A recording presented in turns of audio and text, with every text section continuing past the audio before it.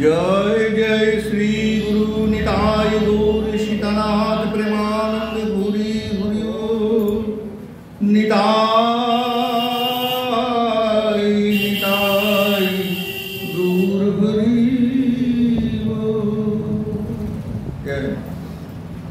ग्रंथेर आरम्भे करी मंगल आचरण गुरु वैष्णव भगवान तिनेर शरण तिनेर शरणे हय विघ्न विनाशन अनायासे हय निज वांछित पूरण।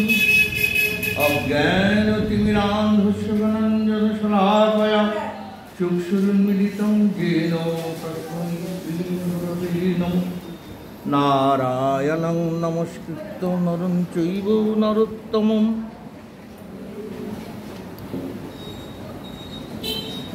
देवीं सरस्वतीं व्यासं ततो जयो मुदीरयेत्।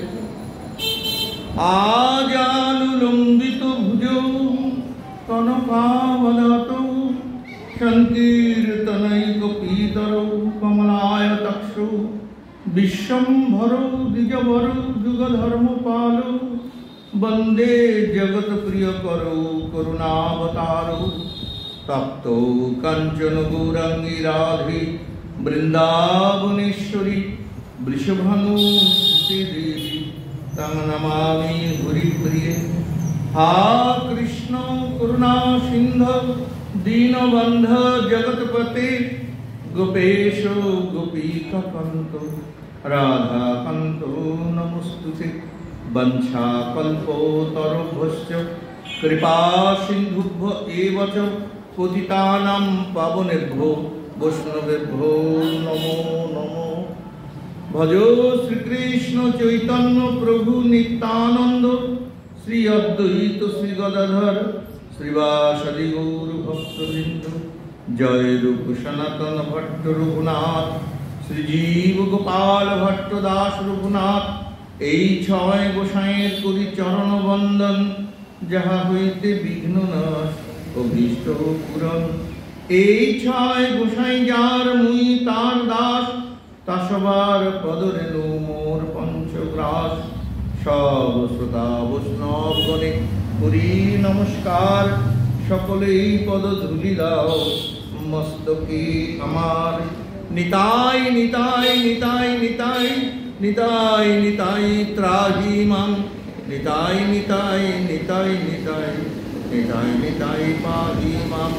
নরহরির প্রাণ আমার গৌরাঙ্গ হে গৌরাঙ্গ গৌরাঙ্গ গৌরাঙ্গ হে।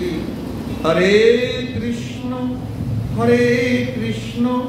কৃষ্ণ কৃষ্ণ হরে হরে হরে রাম রাম রাম হরে হরে। জয় নিতাই জয় গৌর ভক্তবৃন্দ। আমরা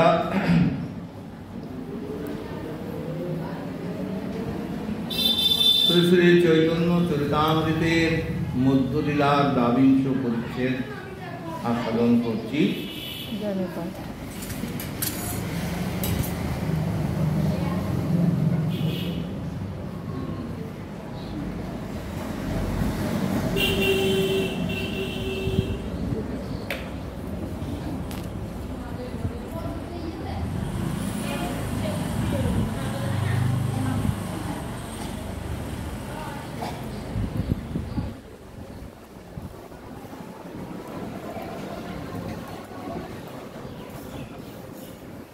গতদিন আমাদের আস্বাদন হয়েছে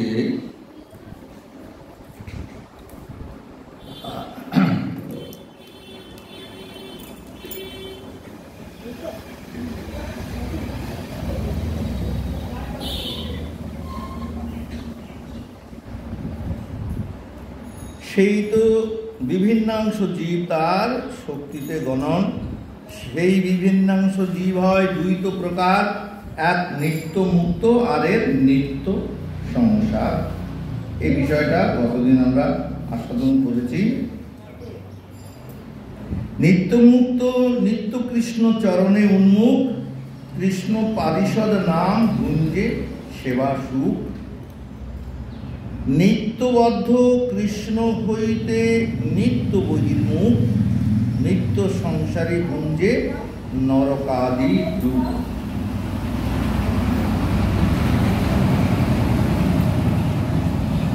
সেই দোষে মায়া পিশাচি দণ্ড করে তারে, আধ্যাত্মিকাদি তাপত্রয়ে জারি মারে। এই অংশ থেকে আমরা এসেছি কোন জায়গায় না, ভগবানের সাংস বিভিন্নাংশ রূপে হইয়া বিস্তার,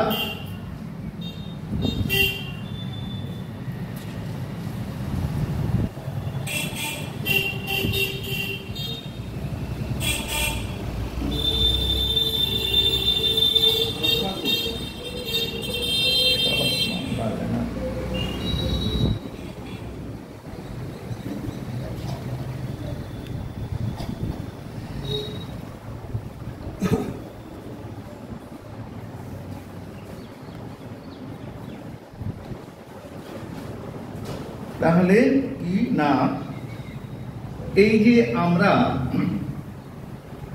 জীব নিত্য, ভগবানও নিত্য, কিন্তু জীবের সঙ্গে ভগবানের পার্থক্য এই যে ভগবান বিভু বিশাল, আমরা তার অংশ মাত্র, অনু, খুবই সামান্যতম অংশ।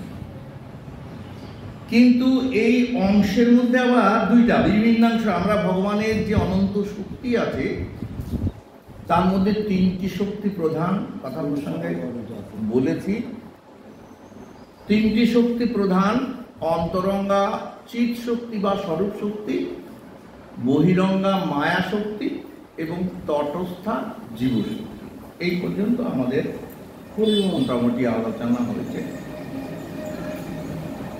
এই যে আমরা তটস্থা শক্তি, আমরা মরুভূমির দিকে তাকিয়ে আছি, মায়া হচ্ছে মরুভূমি আর ভগবান হচ্ছে অমৃতের সমুদ্র।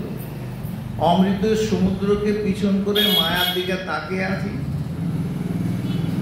তাহলে আমরা বহির্মুখ, বাইরের দিকে মুখ, ভগবানের দিকে মুখ নাই, বাইরের দিকে মুখ। বাইরে খুঁজি আনন্দ, কিন্তু আনন্দ তো বাইরে নাই, অন্তরে আছে। কেননা প্রত্যেক জীবের অন্তরে অন্তর্যামী রূপে ভগবান আছে। প্রথমত অন্তরে আমরা দেখি না, নিজের অন্তরের দিকে তাকাই না, সবসময় বাইরের দিকে তাকাই, অন্যের দিকে তাকাই। অন্যের দিকে তাকিয়ে দেখি, তার দোষ খুঁজি, নিজের দোষ খুঁজি না। এই আত্মবিশ্লেষণ নাই বলেই আমরা দুঃখে মরি।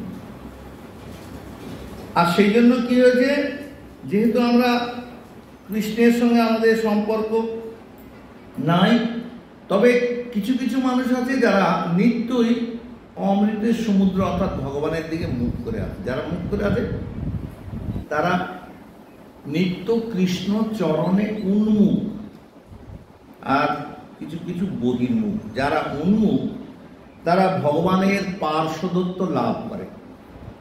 সুবোধ, শ্রীদাম, দাম, বসুদাম, যে যে রসের, যদি পিতামাতা হয় তাহলে ব্রজ মাই, যদি এই এই বিভিন্ন রসে যে পাঁচটা রস আছে, শান্ত রস বাদিয়ে দিলাম, কৃষ্ণভক্ত হওয়ার জন্য শান্ত অবশ্যই হইতে হয়।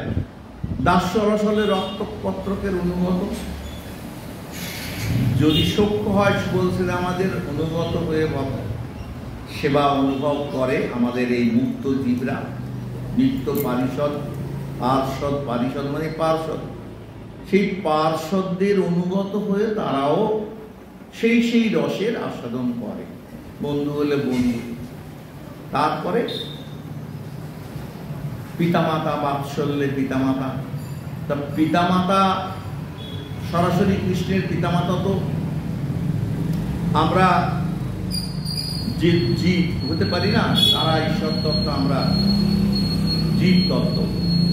তাহলে কি হয় না, ওই পাড়া প্রতিবেশী যে সকল গোপী মাইরা কৃষ্ণকে ছেলের মতো ভালোবাসে তাদের চলে যোগ দেয়, তারাও কম আনন্দ পায় না। কথা প্রসঙ্গে বলেছি যে একদিন গোকুল পিঠে করছে, ক্ষীর দিয়ে তৈরি পিঠে তৈরি করছে। তার মনে মনে ভাবছি কৃষ্ণ যদি আসতো, ওমা কিছুক্ষণ মধ্যে কৃষ্ণ হেসে হাজির, এসে মোড়ার মধ্যে বসলো। যে ওরা অবাক হলো, কৃষ্ণ আসবে ভাবলাম, তখনই আসলো। আচ্ছা বেশ, খুব ভালো। বললো কিরে তুই আমাদের বাড়িতে যে, যেন কিছুই জানে না। তাকে বলছে ওইটা তোমার বাড়ি। আমি তো ভাবলাম আমার বাড়ি। আসলে সব বাড়ি ভগবানের বাড়ি। যারা ভগবানকে ভালোবাসে ভাবে ভগবান তাদের কাছে তাদের বাড়িটা তার বাড়ি মনে করে, তাই এসছি খেতে। দেব বলেছে গোকুল পিঠে করছে, খাওয়াবো, কৃষ্ণ আসলে খাওয়াতাম। এখন বললো যে ও এটা তোমাদের বাড়ি না। আমি বললাম ওটা আমার বাড়ি, প্ররক্ষে তাই তাঁরই বাড়ি। তো বললো এসছি যখন তাহলে গোকুল পিঠে খাবি? হ্যাঁ দাও। না না এমনি দেবো না, একটু নাচ, নাচ দেখা। আহা, ভগবান যিনি 64 কলায় পারদর্শী, সেই অজ্ঞের মতো একবার থপ থপ করে এইখানটা পা ফেলে ওইখানটা পা ফেলে হেলে ধুলে কোমরে হাত দিয়ে, এই যে তার অঙ্গভঙ্গি, সব গোপী মায়েরা হেসে লুটুপুটি। তাহলে বিশ্বম্ভর ভগবান সমস্ত জগতের ভরণ পোষণ করে, সে একটা ভক্তি মেশানো ক্ষীরের নাড়ু, একটা গোকুল পিঠের জন্য নাচ দেখা। এই হলো ভগবানের মহত্ব। সে, আমরা যদি তারে ভালোবাসি, সেও আমাদের ভালোবাসে। বিনিময় আমরা ভালোবাসতে পারি না। এই কারণে কি হচ্ছে আমাদের, তাহলে কি হচ্ছে, ওই যে পিতামাতা গোপী মাই আমাদের মুক্ত, নিত্য মুক্ত যারা জীব, তারা ওই রকম ওই রসে, সেই রসের পরিকল্পের সঙ্গে গিয়ে পরিকর হয়। আর যারা বদ্ধ জীব, তারা কি করে,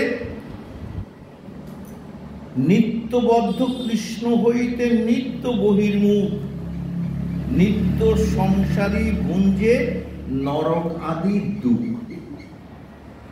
আমরা নিত্য সংসারী। এই সংসারী শব্দটা দুটি অর্থ। একটা এই যে আমরা যে সংসার করি, এটাও সংসার, প্রতিদিনই এখানে নিত্যতে প্রতিদিনই আমাদের দুঃখ। একটা দিনও নাই যেদিন আমরা আনন্দে থাকি। কিছু না কিছু দুঃখ প্রতিদিনই আমাদের ভোগ করতে হয়। আর আরেকটি কি সংসারী না, গতাগতি, মারা যাব, আবার মানুষ হব, কীট পতঙ্গ হইতে পারি। যদি মানুষের মতো কাজ করি তাহলে 4 লক্ষ বার মানুষ হওয়ার সুযোগ আছে। কিন্তু যদি মানুষের মতো কাজ না করি, তাহলে আমাদের বিভিন্ন পশু পক্ষী কীট পতঙ্গ লতা বৃক্ষ এসব হয়ে জন্মগ্রহণ করে পূর্ব জন্মের পাপ, পূর্ব জন্মের কর্মফল ভোগ করতে হয়। আর যদি মানুষই হই, তাহলে কি হচ্ছে, ওই সংসারী হওয়ার ফলে কি হচ্ছে, সেই দোষে মায়া পিশাচি দণ্ড করে তারে, আধ্যাত্মিকাদি তাপত্রয় জারি মারে। 3 প্রকারের তাপ আছে, দুঃখ আছে। আদি দৈবিক, আদি ভৌতিক এবং আধ্যাত্মিক। এই 3 প্রকারের দুঃখ, যত রকমের দুঃখ আছে আমাদের, সবকে এই 3 ভাগে ভাগ করেছে। আদি দৈবিক দুঃখ কি না, দেবতাদের দ্বারা যে দুঃখ আমাদের সামনে উপস্থিত হয়। যেমন খরা, এই যে গরম, এরপর আমাদের কোনো হাত নাই। কাল সন্ধ্যেবেলা যখন একটু ঠান্ডা হাওয়া দিল, শীত লেগে গেল। হ্যাঁ, তাহলে ভগবান কি না পারে। কিন্তু দুঃখ দিচ্ছে, মায়া আমাদের দুঃখ দেয় কেন না, যদি একটু ভগবানের নাম করে। এই যে দুঃখ আমরা পাই এটা আমাদের কর্মফলে। তাহলে দেবতাদের দ্বারা যে দুঃখ, অতিবৃষ্টি কিংবা অত্যন্ত খরা, ফসল না হওয়া, পুড়ে যাওয়া, যে কোনো দুর্ঘটনায় দেবতাদের দ্বারা প্রাপ্ত যে দুর্ঘটনা তাকে বলে আদি দৈবিক দুঃখ বা তাপ। আর আদি ভৌতিক হলো যে দুঃখটা আমরা, ভূত শব্দের অনেক অর্থের মধ্যে একটি অর্থ হচ্ছে প্রাণী। বিড়ালে আঁচড়ালো, কুকুরে কামড়ালো, সাপে কাটলো, এইভাবে, বা কোনো মানুষ মাথায় লাঠি, অন্ধকারে যাচ্ছি অন্যের কথা ভেবে আমারই মারলো, আমার কর্মদোষে আমার মাথায় লাঠি খেলাম, এই ধরনের দুঃখকে বলা হয় আদি ভৌতিক দুঃখ।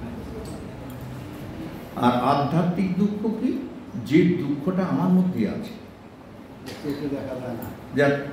তার আবার দুই রকমের। একটা চোখে দেখা যায়, তার নাম ব্যাধি, মোটামুটি বোঝা যায় ব্যাধি না, সব ব্যাধি দেখা যায় না। একটার নাম ব্যাধি, যেটা ডাক্তার দেখালে তবুও সারে, আর একটার নাম আধি, যেটা মনের দুঃখ।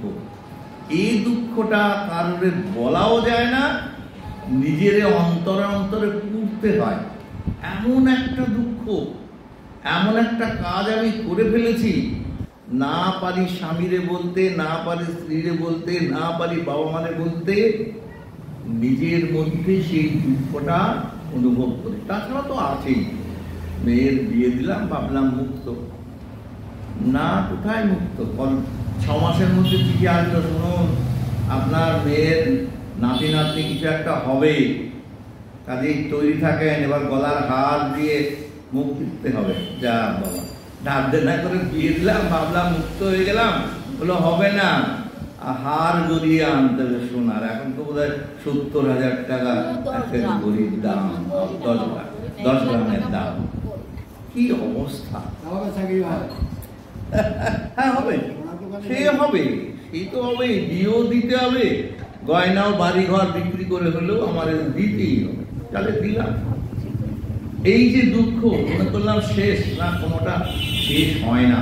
হ্যাঁ, এই যে মনে মনে কষ্ট, অমুকের কাছে দেনা করেছি, এই দুঃখটা কেউ ভাগ নিতে পারে না, এর নাম আদি। এইরকম 3 প্রকারের দুঃখে মায়া আমাদের জড়ীভূত করে মারে, তবু আমাদের হুঁশ হয় না। কিসে এই দুঃখের থেকে মুক্তি পাবো, এই বিষয়ে আমাদের কোনো অনুসন্ধানই নাই। কি বলো?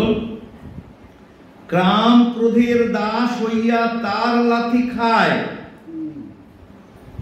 কাম ক্রোধের দাস, কামনা, এমন একটা জিনিসের কামনা মনের মধ্যে আসলো যে সেইটা পূরণ করার জন্য লোকের কাছে ধার দেনা করতে হবে।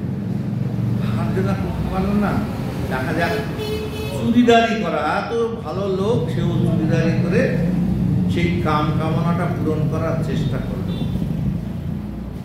তারপরে কামনা যদি প্রতিহত হয়, তাহলে তার থেকে ক্রোধের উৎপত্তি হয়।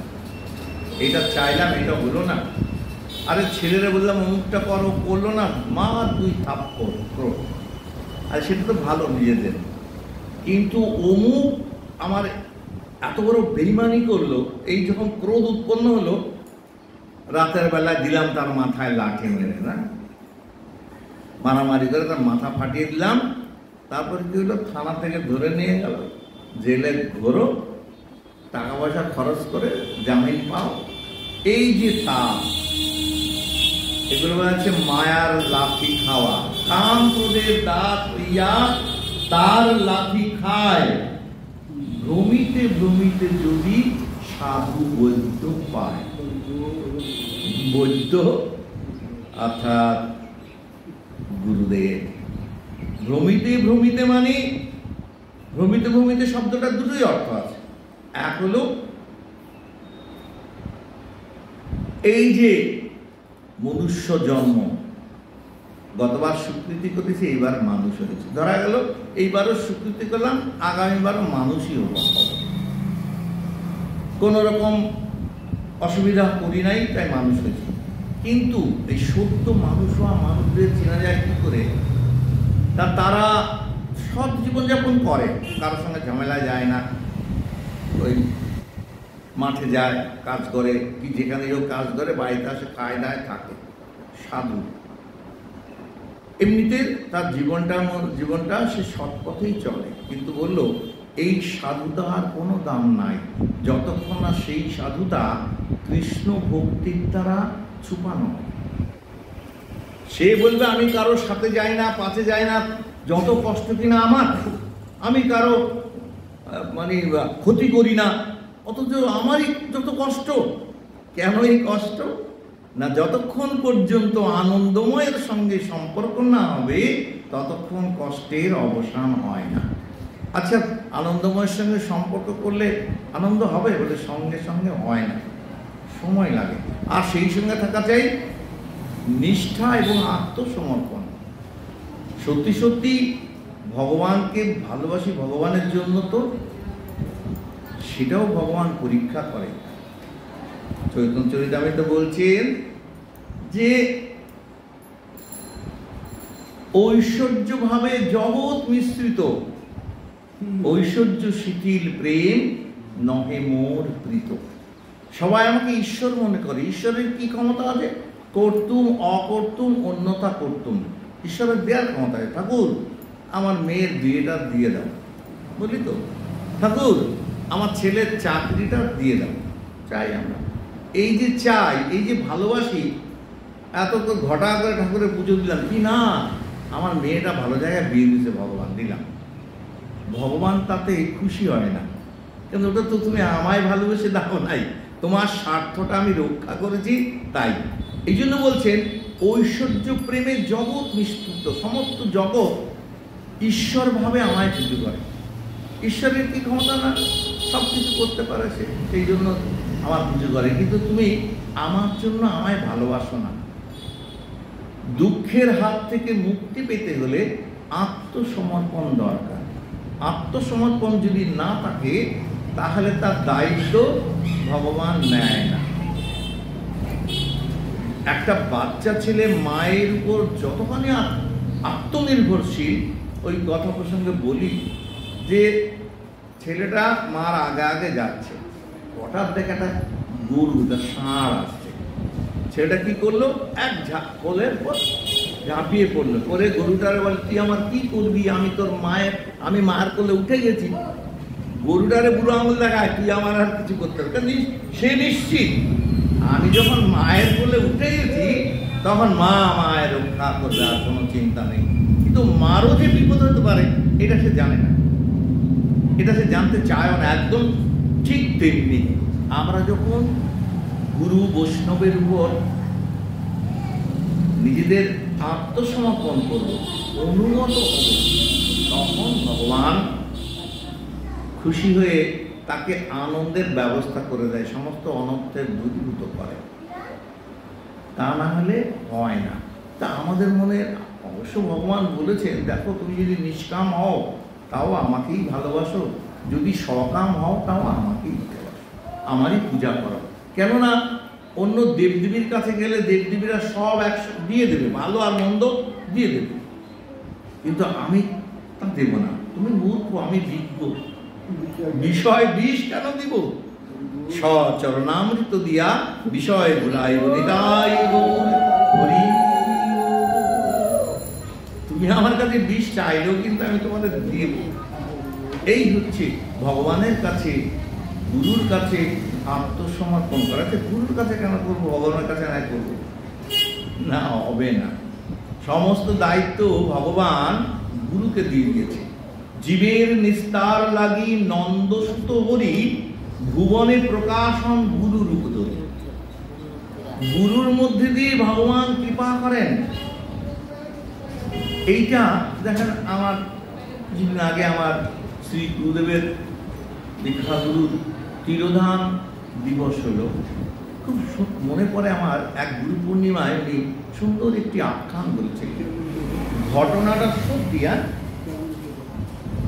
প্রভুপাদ মদন গোপাল গোস্বামী, এই যে নিত্য গোপাল আসে আমাদের বাবা,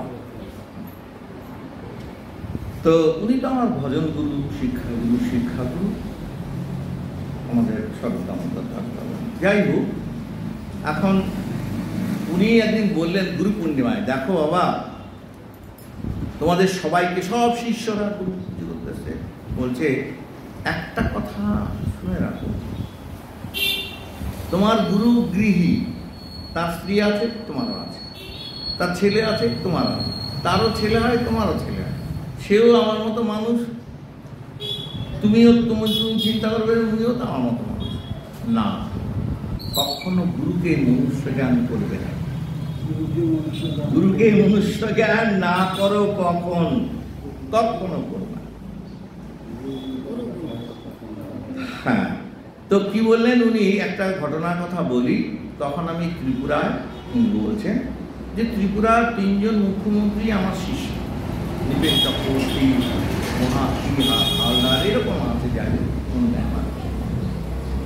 তো ওনারা যখন বিমানে নামেন তখন ওনাদের দোলায় করে সিংহাসনের মধ্যে সেই লাঠি বেঁধে কাঁধে করে করে নিয়ে যায়। তো একদিন ওখানে অনেক দিনই থাকেন ওনারা, একদিন এক শিষ্য এসে বলছে, বাবা কালকে আমার অপারেশন হবে, আমায় আশীর্বাদ করেন যেন আবার ফিরে এসে আপনাদের দেখতে পাই। তো যা যা কিছু হবে না, যা তুই হাসপাতালে ভর্তি হবে।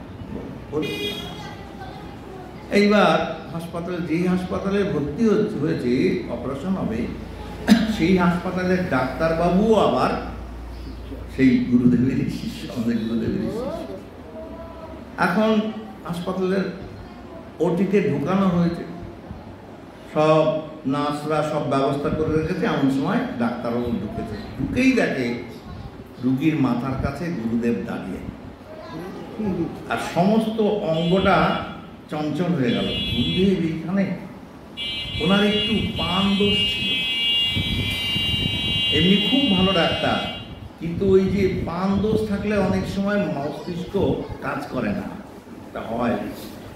কিন্তু যে গিয়ে দেখলো গুরুদেব, আর শরীর চন্মনে হইল। কি জন্য? ছি, গুরুদেব এই অপারেশন থিয়েটারে ঢুকে বসে থাকলো, এটা তো আমার চাকরি। এই সব মেয়েগুলো দেখছে, অ্যাসিস্ট্যান্টগুলো দেখছে যে আমার গুরুদেব ওই রুগীর মাথার কাছে দাঁড়িয়ে আছে, আর আমি অ্যালাউ করছি। আমি তো গুরুদেবকে বলতে পারি না, গুরুদেব আপনি বাইরে বেরিয়ে যান, বলতে পারছে না। উনি একেবারে মানে ভিতরে গরম হয়ে নেশা কোথায় ছুটে গেছে। ঠিকঠাক অপারেশন করে বাইরে বেরিয়েই দেখে ওই রুগীর বাড়ির লোকজন সামনে বেঞ্চিতে বসে আছে, আর তাদের পরিচিত। তোমাদের আক্কেলটা কিরকম? গুরুদেবকে তোমরা বাধা দিলে না, এটা তো আমার চাকরি, নাকি সরকারি কাজ করি আমি, আমার তো চাকরি চলে যাবে। গুরুদেবকে তোমরা এভাবে ভিতরে ঢুকতে দিলে, বাধা দিলে না। আমি গিয়ে দেখি বাবা দাঁড়িয়ে আছে, ওরা হয়ে গেছে। কি বলছো? বলছি গুরুদেবকে তোমরা কেন বাধা দিলে না ভিতরে যেতে? কেন যেতে দিলে? বলছে গুরুদেব ভিতরে। হ্যাঁ, ওই দাদার মাথার কাছে দাঁড়িয়ে ছিল সারাক্ষণ। বলছে তোমার মাথা ঠিক আছে তো? কি আমি মানে তুমি কি ভাবছো আমি নেশা করে আছি? নেশা করেছে। আচ্ছা, ওই মেয়েগুলো ওটি থেকে বাঁধলো। আচ্ছা মাধবী, এই আমার গুরুদেব ওই রুগীর মাথার কাছে দাঁড়িয়ে ছিল না? কই না তো, কেউ তো ছিল না। 3 জন আসলো, 3 জন বললো, কেউই বললো না।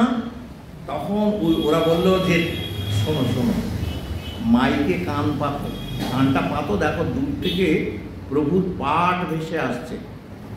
তা তোমার এখানেই ঢুকলো কখন, পাঠই বা করছে কখন?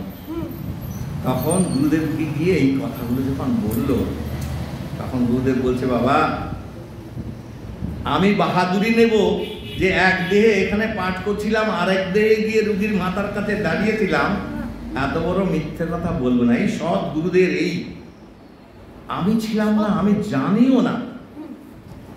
এই ঘটনার কথা ওরা এসে বলাতে আমি জানতে পারি। তাহলে মাথার কাছে কে দাঁড়িয়েছিল না?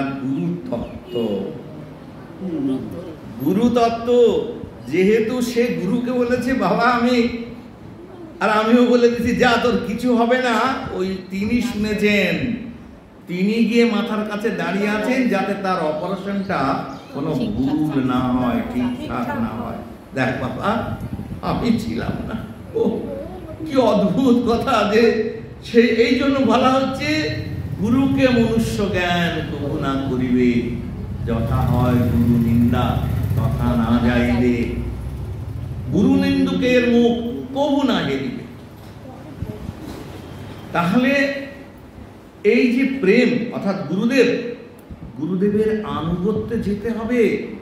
গুরুদেব যেগুলো যেগুলো বলে সেগুলো করতে হবে। যদি সেইগুলো না করি তাহলে এই দুঃখের হাত থেকে মুক্তির কোনো পথ নেই। দেখেন, দুঃখ থাকবে। সমুদ্রে স্নান করতে গেছেন, যাক এই ঢেউটা চলে যাক, তারপরে স্নান করবো।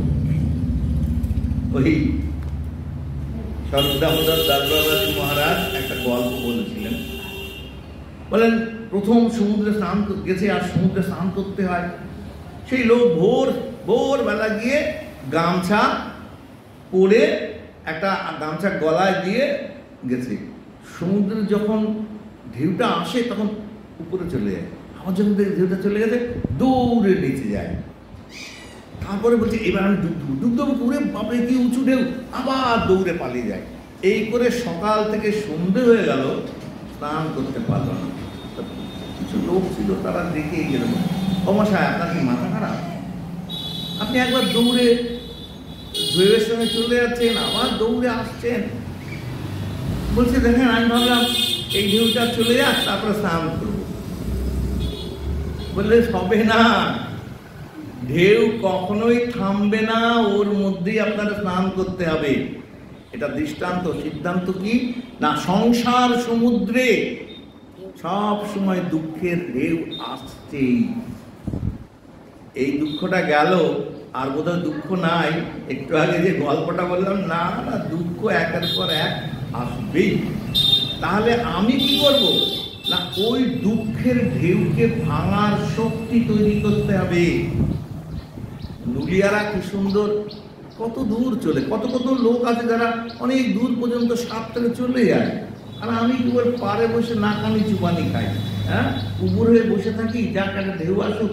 তোমার ঢেউ কি করলো, কাপড় চোপড় খুলে দিয়ে ওই উপরে নিয়ে গিয়ে ফুলে দিল। কেননা আমি সাঁতার জানি না। ঠিক তেমনি আমরা সংসারে এত দুঃখ পাই, সেই দুঃখের জ্বালায় মানুষ কেউ কেউ আত্মঘাতী হয়, কাপড় চোপড় খুলে যায়। তার মানে কি, সে এতটাই দুঃখ পায় যে তার আর কোনো হুঁশ থাকে না, স্মৃতি থাকে না। ঠিক সেই রকম আমাদের দশা। যদি এই দুঃখের হাত থেকে মুক্ত হতে হয়, তাহলে সাধু গুরুর কথা শুনতে হবে। সাধুরা যা বলেন সেই উপদেশ গ্রহণ করতে হবে, এবং গুরুরা যা বলেন সেটা শুনতে হবে। তাহলে কি হবে না, তোমার মধ্যে দুঃখকে জয় করার শক্তি হবে। দুঃখ থাকবে না তা না, ঢেউ থাকবে না তা না, ওই ঢেউয়ের মধ্যে দিয়েই তুমি সাঁতার কাটতে পারবা। ঠিক তেমনি দুঃখের মধ্যে দিয়েই তুমি এগিয়ে যেতে পারবা। দুঃখ তোমায় দুঃখ দিতে না পেরে দুঃখ পেয়ে ফিরে যাবে, বলবে এই লোকটাকে দুঃখ দিতে পারলাম না। সেটা কিভাবে হবে না, গুরুর আনুগত্যে কৃষ্ণ ভজন করলে সমস্ত সেই দুঃখের হাত থেকে তিনি রক্ষা করবেন। আর কোনো পথ নেই, দ্বিতীয় কোনো পথ নেই। তাহলে কি বললেন, ভ্রমিতে ভ্রমিতে যদি সাধু বৈদ্য পায়, তার উপদেশ মন্ত্রে পিশাচি পালায়। মায়াকে পিশাচির সঙ্গে তুলনা করা হলো। কেন না, আমরা পিশাচি কাকে বলে? মানুষের যে ভূতে ধরে, পিশাচ ধরে, যখন একবার ধরে তো যদি জিজ্ঞেস করা হয়, আমার মনে আছে এই পরিমলের ঠাকুর দাদা, পরিমলের মানে দীপকের বউ, ওরা একবার ধরেছিল, তখন ধরেছিল, এখন জিনে, ওই তো ওই দাদা জিন হয়ে জিন হয়ে ধরছিল। ও ঠাকুর দাদার মতো লাঠি নিয়ে এরকম চলে, এরকম জিজ্ঞেস হয়, তুই কে, তুমি? ঠাকুর দাদার নাম। তাহলে কি না, তখন যদি আমাদেরকে যখন মায়া পিশাচি ধরে, তখন আমরাও ওই রকম পিশাচি যা বলে সেইটাই বলি। নিজের আত্মস্মৃতি থাকে না। জীবের আমার পরিচয় কি? আমি কৃষ্ণের নিত্য দাস, এই কথা আর বলি না। ধুর, ভগবান নাই, ভগবান টগবান কিছু নাই। মায়া পিশাচি আমাকে দিয়ে যা বলায় আমি তাই বলি, ভগবানকে অস্বীকার করি। এই জন্য পিশাচি বলা হয়েছে যে ওই পিশাচি কে ছাড়াতে পারে? সাধু বৈদ্য ছাড়াতে পারে। সেই সাধু বৈদ্যের মন্ত্রে মায়া পিশাচি পালিয়ে যায়, ভূত ছাড়ায়।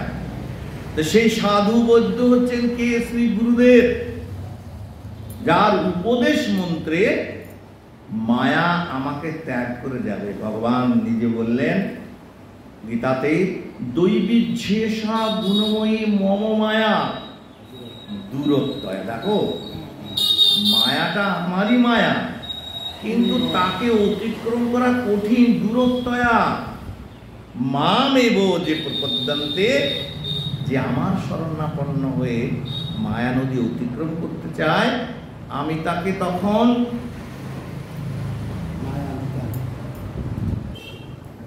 মায়া মেতাং তরন্তিতে, আমি তখন তাকে গরুর খুরে যতটুকু জল হয় গোষ্পদ,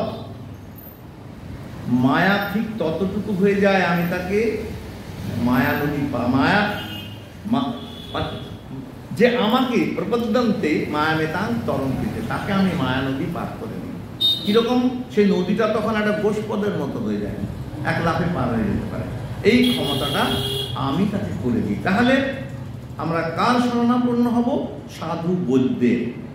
সাধু বৈদ্যের উপদেশ মন্ত্রে মায়া পিশাচি চলে যাবে, কৃষ্ণ ভগবান তখন আমাদের অন্তরে অভিভূত হবেন। এটাই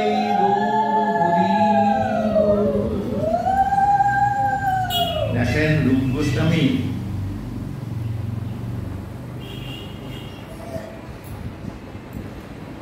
তো ওই মায়া পিশাচি পলায়, আর কি হয়? কৃষ্ণ ভক্তি পায়, তবে কৃষ্ণের নিকটে যায়। ওই গুরুর উপদেশ মন্ত্রে আপনার মধ্যে কৃষ্ণ ভক্তি সঞ্চারিত হবে। গুরু যদি বলে তোর কৃষ্ণ ভক্তি হোক, সাধারণত সাধুরা কি বলে? প্রণাম করলেই বলে কৃষ্ণ পদে মতি হোক, তারা অন্য কিছু বলেও না। যদি এটা বলে তো সত্যি সত্যি সেটা হয়। কেন হয় না? এটাই ভগবানের অপার করুণা। তিনি বলছেন যে আমাকে ভালোবাসে, আমি তাতে বেশি খুশি হই না। যদি কেউ আমার ভক্তকে ভালোবাসে তাহলে আমি খুশি হই। কেন না? আমার ভক্তের আমি অনুগত। নারদজি নলকুবর মণিকে দেখলো অপ্সরীদের নিয়ে জলকেলি করছে উলঙ্গ হয়ে, সেইখান দিয়ে যাচ্ছিল। এখন নলকুবর মণিগ্রীব এতটাই নেশাগ্রস্ত ছিল সোমরস পান করে। আমরা খাই মদ আর তারা খায় সোমরস, একই জিনিস। তাতে তাদের স্বাস্থ্য উদ্ধার হয়, বেশি খেলে নেশা হয়। আর নেশা দেখছি কি অপ্সরীরা তাড়াতাড়ি করে উপরে উঠে কাপড় পরছে, কেননা সাধুরা যাচ্ছে বা মানুষ যাচ্ছে, তার সঙ্গে রঙ্গ হয়ে থাকা যায় না। আর ওরা বলছে দূর কে একটা বুড়ো হাবরা পাশ দিয়ে যাচ্ছে, তার জন্য চলে আসো, জলে নামো, জলকেলি করি। তখন নারদজি বললেন তোদের উলঙ্গ হয়ে থাকার এত শখ? আচ্ছা বেশ, তাহলে যা বৃক্ষ জনি প্রাপ্ত, যে বৃক্ষের কাপড় পরার দরকার হয় না। এখন অভিশাপ শুনে নেশা ছুটে গেছে। আরে পাবে, অভিশাপ কে দেয়? উঠে গিয়ে দেখছে আরে পাবে দেবর্ষি, দেবতা এবং ঋষি, উনি দেবর্ষি, আমাদেরই পূজনীয়। একেবারে পায়ের উপর পড়ল, প্রভু অন্যায় হয়ে গেছে, এটা বলে ফেলেছি, আপনি আমাকে ক্ষমা করুন, অভিশাপ ফিরিয়ে নিন। আমি নলকুবর মণিগ্রীবের পুত্র, স্বর্গের সবচেয়ে বড় যে ধনী, ধনসম্পদ যাদের হাতে থাকে তাদেরকে কুবের বলে। আমরা বলি না এটা ধনকুবের। সেই নলকুবর মণিগ্রীব হচ্ছে কুবেরের দুই সন্তান। অর্থের অভাব নাই, মর্ততা, তারপর শিবের ভক্ত। একটা জিনিস আছে, কৃষ্ণ ভগবান গীতায় বলেছেন, যারা অনন্যশ্চিন্তয়ন্তং মাং যেজনা নমে ভক্ত প্রণশ্যতি প্রতি জানাহি পার্থ নমে ভক্ত প্রণশ্যতি। পার্থ, তুমি ঘোষণা করে দাও আমার ভক্তের নাম নেই। কাজেই সে শিব ভক্ত, আমার ভক্তকে যে ভালোবাসে তাকে আমি বেশি ভালোবাসি, কেননা ভক্ত যেটা বলে সেটা সত্যি করার দায়িত্ব আমার এসে যায়। যখন নলকুবর মণিগ্রীব ক্ষমা চাইল, বললো দেখো আমি তো অভিশাপ ফিরিয়ে নিতে পারবো না, তবে একটা সমাধান দিই। কি না, তোমরা বৃন্দাবনে দুটি যমজ অর্জুন হয়ে গাছ হয়ে থাকো, দেবতাদের মানে 100 বছর পর ভগবান স্বয়ং গিয়ে তোমাদের উদ্ধার করবে। আচ্ছা, তাহলে কি ভগবানের সঙ্গে চুক্তি হয়েছিল যে আমি এরকম অভিশাপ দিব আর তুমি সেই সময় যাবা না? ভক্তরা যেটা বলে সেটা সত্যি করার দায়িত্ব ভগবানের এসে যায়। যখন প্রহ্লাদকে হিরণ্যকশিপুর কাছে নিয়ে গেল, সে জিজ্ঞেস করলো উত্তম বিদ্যা তুমি কি লাভ করেছো? বলে বাসুদেব সর্বম ইতি মন্যতা, অর্থাৎ কৃষ্ণ নারায়ণ ভগবান। তখন তো কৃষ্ণ অভিহিত হয় নাই, সত্যযুগ, তখন নারায়ণই সব। বললেন বাসুদেব, তার আরেক নাম বাসুদেব। বাসুদেব কৃষ্ণই সব, এইটা যিনি মনে করেন, এইটা যিনি অনুভব করেন, এই অনুভব করাটা সবচেয়ে বড় বিদ্যা। মহাপ্রভুর সঙ্গে যখন রায় রামানন্দের কথা হচ্ছে, জীবের বিদ্যার মধ্যে কোন বিদ্যা সার? রায় রামানন্দ বললেন কৃষ্ণ ভক্তি বিনা বিদ্যা নাহি আর। যার কৃষ্ণ ভক্তি নাই তার সমস্ত বিদ্যার নিষ্ফল, আর কৃষ্ণ ভক্তির বিনা বিদ্যা নাহি আর। তো যখন এটা বলল, প্রহ্লাদ হিরণ্যকশিপুরে যে গেল, আরে ষণ্ড অমর্ক শুক্রাচার্যের 2 পুত্র, তাদের দিকে তাকিয়ে বলে এ কি করেছো তোমরা? আমি বিষ্ণু বিদ্বেষী, আমার ভাই হিরণ্যাক্ষকে বধ করেছিল বরাহরূপী বিষ্ণুর অবতার, আর তুমি আমার ছেলেকে কিনা বিষ্ণু ভক্তি শিখিয়েছো তোমরা? ওরা বললো মহারাজ বিশ্বাস করুন এই বিদ্যা আমরা দিইনি। তখন প্রহ্লাদ বলল না বাবা, এরা তো আমার গুরু নন, এরা গুরু ধ্রুব, এদের কোনো গুরুত্বই নেই। এত বড় কথা, কেন গুরুত্ব নেই? কেন এরা গুরু নন? কেন না, এই জন্য যে এরা চিরদিন অন্যের প্রণাম গ্রহণ করেছে, কাউকে কখনো প্রণাম করে দেখেনি। পিতা প্রণামে আর নামে, ভগবান নাম।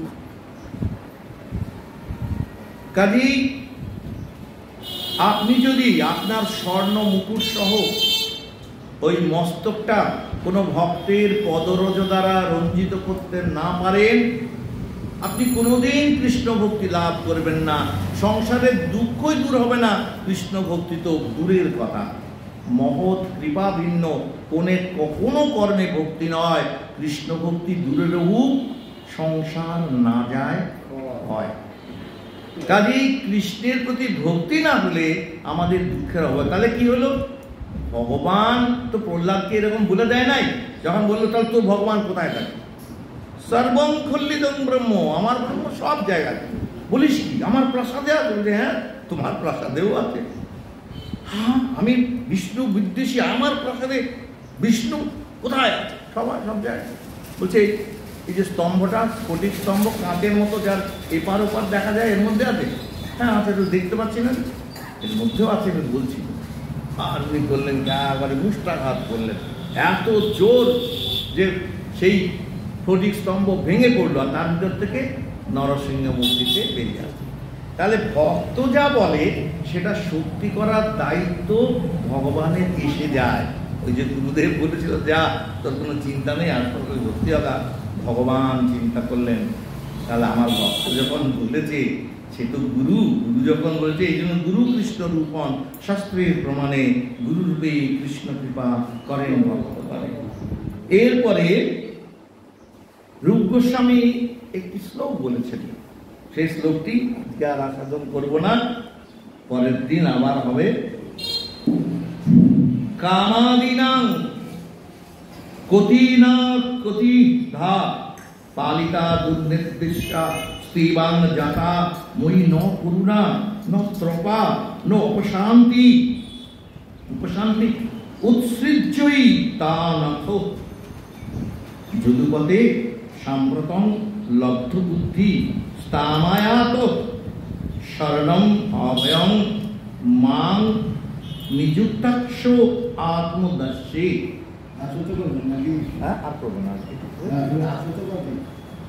না শুক্রবার চলে আবার আসবে, আবার মঙ্গলবারের মধ্যে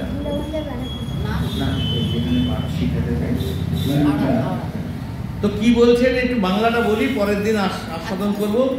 বললো মায়ার কত দুর্নির্দেশ পালন করেছি, মায়া আমাকে যা বলেছে সেইগুলি করেছি। মায়ার লাঠি খাই, লাঠি খেয়ে খেয়ে সেটাই তো করি, সংসারে যেটা বলে সেটাই করি। আমরা করেও কি সুখ পাই? তাও কত কথা শুনতে হয়, সে পুরুষ কি মেয়ে কি জীব তো লাঠি খায়। বলে কত তার যে এত কথা শুনলাম, মায়া যে আমাকে যেটা বললো আমি সেটাই করলাম, কিন্তু কি আশ্চর্য তার দাস্যতেই আমায় মুক্তি দিল না, আমার প্রতি একটু করুণাও হলো না। কিন্তু হে যদুপতি, ইদানিং আমার বুদ্ধি প্রসন্ন হয়েছে, আমি তোমায় পেয়েছি, আমাকে তুমি তোমার দাস্যে নিযুক্ত করো।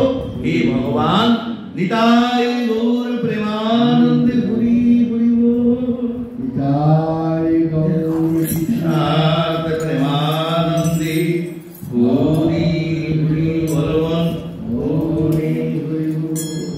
শ্রী রূপ রঘুনাথ পদে যারা চৈতন্য চরিতামৃত কহে কৃষ্ণদাস। এইখানে রহিল গ্রন্থ অমৃত লহরী, বদন ভরিয়া সবে বলুন হরি হরি।